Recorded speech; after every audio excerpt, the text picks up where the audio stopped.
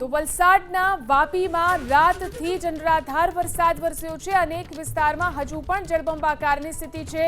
ચલાના મુક્તાનંદ માર્ગ ઉપર ફળિયામાં પાણી ભરાઈ ગયું। ઘરોમાં પાણી ઘૂસી જતા અનેક પરિવારો મુશ્કેલીમાં મુકાયા છે। લોકોના ઘરોમાં પાણી ઘૂસી જતા રાતભર તેમણે ઉજાગરો કર્યો। ચલા મુક્તાનંદ માર્ગ અમારા પાણીનો નિકાલ જોઈએ ને બહુ પાણી વરસાદને ભરાઈ ગયેલું, ઘરમાં બી પાણી ભરાઈ ગયેલું ને રાત્રે બી એટલું પરેશાન થયા કે પાણી કાઢીને 9-10 વાગ્યા લગન પાણી કાઢ્યું। પછી છોકરા લોકોને રસોઈ બનાવીને ખવડાવી।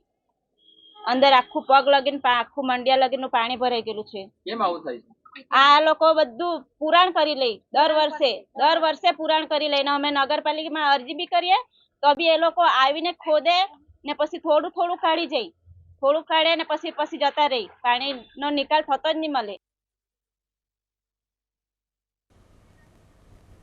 તો વલસાડમાં ભારે વરસાદથી કોઝવે પાણીમાં ગરકાવ થયો છે। અરનાલા, પાટી અને આસપાસના ગામોનો સંપર્ક તૂટી ગયો।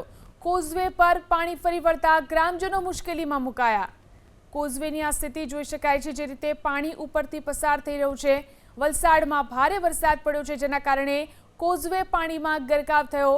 અરનાલા, પાટી અને આસપાસના ગામો તેના કારણે સંપર્ક વિહોણા બન્યા છે। કોઝવે ઉપર પાણી ફરી વળતા ગ્રામજનો મુશ્કેલીમાં મુકાયા છે। ગામોના સંપર્ક તૂટી ગયા છે। કોઝવેની ઉપર થઈ અને આ પાણી વહેતું જોવા મળી રહ્યું છે। વલસાડમાં જે રીતે ભારે વરસાદ થયો છે, તેના કારણે કોઝવે પાણીમાં ગરકાવ થયો જોઈ શકાય છે। રસ્તો બંધ કરી દેવામાં આવ્યો છે, જેના કારણે ગામોનો સંપર્ક તૂટી ગયો છે અને ગામોનો સંપર્ક તૂટતા ગ્રામજનો મુશ્કેલીમાં મુકાઈ ગયા છે। કોઝવે ઉપર થઈ અને પાણી વહેતા જોવા મળી રહ્યા છે।